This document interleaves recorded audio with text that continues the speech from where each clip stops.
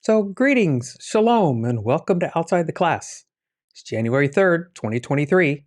It's our first event of 2023. Hope you had a pleasant new year. We continue on our Matthew series, episode 22, Severed Heads and Hungry Crowds. It's part 2. With this way of doing things, you can watch the video before we begin chatting. We hope to keep these to around 15 minutes or so. Easy to catch, maybe easier, to catch up on.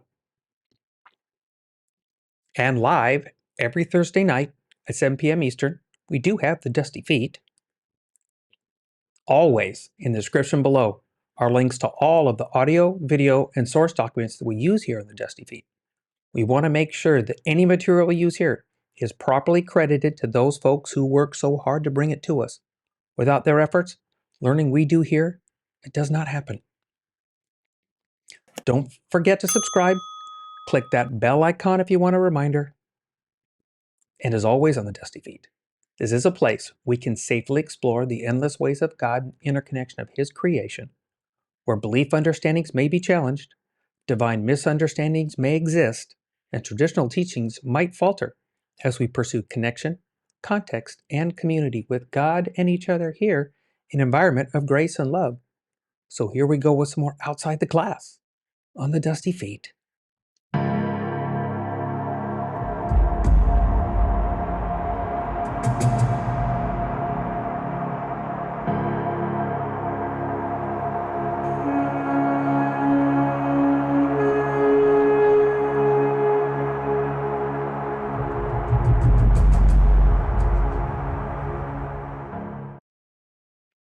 Again, and as always, it is expected that you watch the reference videos first, so you get a context for this discussion and to hear the perspective of the originator. In this case, it is Tim Mackie.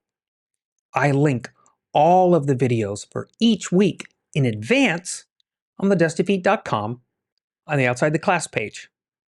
So, if you have not yet, pause this, click on the link in the description, and then when you come back, we can chat.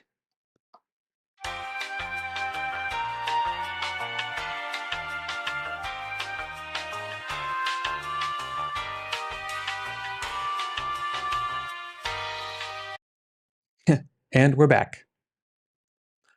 So, does when and where we live impact our life stories, right? But it seems an obvious yes. As, unlike a fiction story that does not need such extra detail and only what the author wanted you to know as the reader, right? But we and them in the biblical stories are not fiction. These are real stories of real lives. So it would seem maybe that the when and where, it just might matter. With part 1, we discussed the relevance of the time, the location, and the history in the time of Jesus. Of course, it's not a history for them. It's very real, and it's part of their everyday life, right? John is dead. John the Immerser, remember, he's not a Baptist, but he's the herald of the Messiah. More intimately, it's his cousin. The region is tense.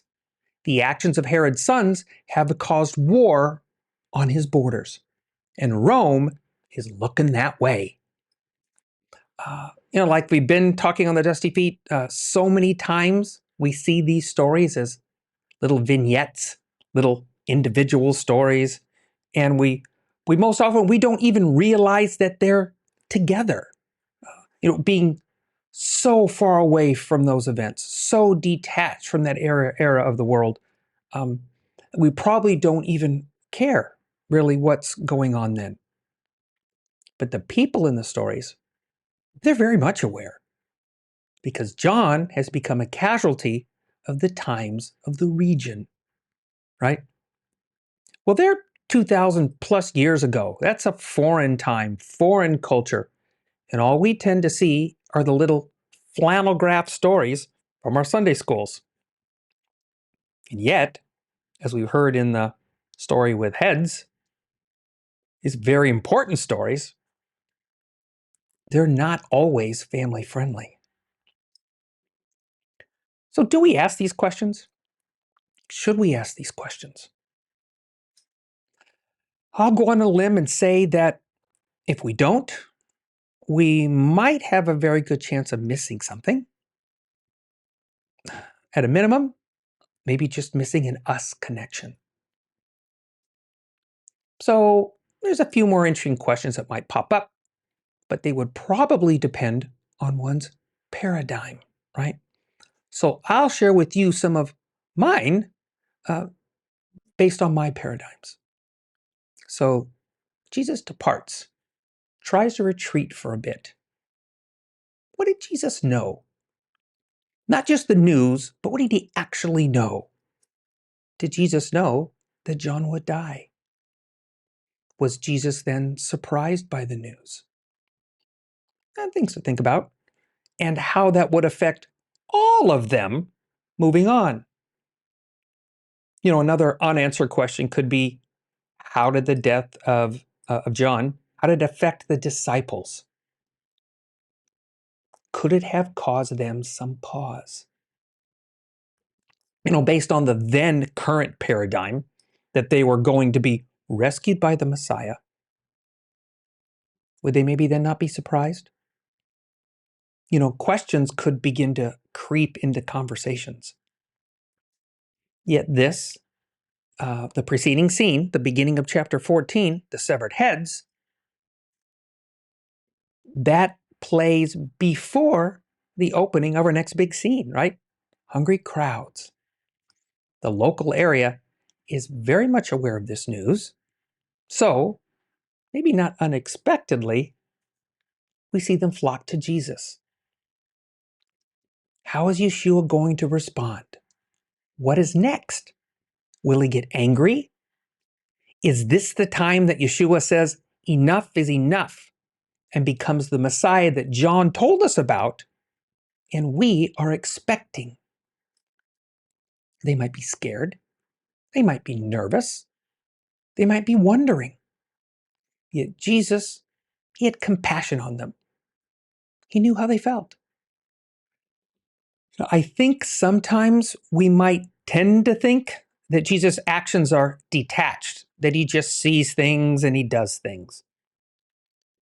But I want us to consider something maybe a bit deeper, that Jesus felt that too, that he understood the pain. Because it was his as well. His very close cousin was murdered. Yet, there might be a very important difference, because they had fear and uncertainty, whereas Jesus did not. So those signs, the healings, they also helped calm their spirits. Yeshua still cared. He still had power. He still had authority. It's a bit interesting to me that we have no recorded teaching here, right? What the word of the day was. But maybe just by serving, by healing them, that was to assure them that he was still with them, to show them that he was still someone to be reckoned with, yet he was still one of them. And then to top it off, right, extending the care and compassion part, he feeds them too. Now, I like Tim's being aligned with another God moment with Moses and manna. He was of the same authority, and like his father, he cared enough to feed them as well, right? We talk about echoes, we talk about footprints, places where God has been and what he's done. So we see similarities, but we see differences. Yes, we have a similarity with the feeding of a multitude. Still smaller, but multitude, but still very much a God moment. But this time, The people, they're in a different state. They're not complaining to God. They're actually seeking God. These people, they're not grumbling. There's no indication that they were complaining. It was the disciples that realized that the people, that they needed to be taken care of. Of course, their first response was to send them home or to the villages, right? It's not a complaint, just an observation of the obvious, right? This is not a lack of faith moment. There is one coming in the story that follows, but this is not one. It's just practical thinking. Yet Jesus, right, he sees another chance to not only meet the needs of some hungry people, but to stretch his disciples a bit more, to grow them even more. So he tells them to gather what they have. I have 5 loaves and 2 fishes. So Yeshua blesses the food. We can talk about that another time. Then he gives it to the disciples to deliver. They are the active participants in the miracle. And the food does not run out as they are sharing. The people don't realize this. There's nothing in the story that indicates that. The people don't realize this, but the disciples do. They had been sent out before to perform signs and wonders. That was way back in chapter 10. So miracles are not new to them and them doing them. But this miracle was new, and it was more to grow from. Do you think they noticed the connections, the echoes, the footprint of this miracle with the manna? Interesting. But all of these stories, they're captured by the authors for us to look back on, and we see God's footprints all over the place. Tim brings up something about being familiar with a story, and maybe to a detriment of being too familiar. So he gives us a few interesting thoughts, right, to help us with that. To start, identifying each of the characters in the stories. Then, set yourself in the story as them. Okay, I love this practice. It really might help us peek into the fullness of a story. The hard part might be to be all of the characters.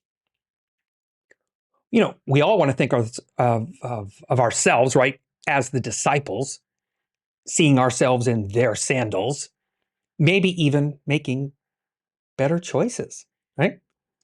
But being a beggar, a leper, a tax collector, an adulteress, a woman at the well, a member of the following crowd, a scribe, a Pharisee, that'll be tough. Yet, if we were truly and totally honest, we might identify just a bit with each. Because these are the people that Jesus was reaching out to, trying to connect with. Yes, even the Pharisees. Do you remember Nicodemus? So he sees them where they're at and who they are, and he has compassion on them. Do any of you watch the series The Chosen, by Dallas Jenkins? If you have not yet, I highly encourage you to do so. I think I can safely say it will not be what you expect. But you will see more of this thought of being the characters in the stories. Okay, so here's a quick side note.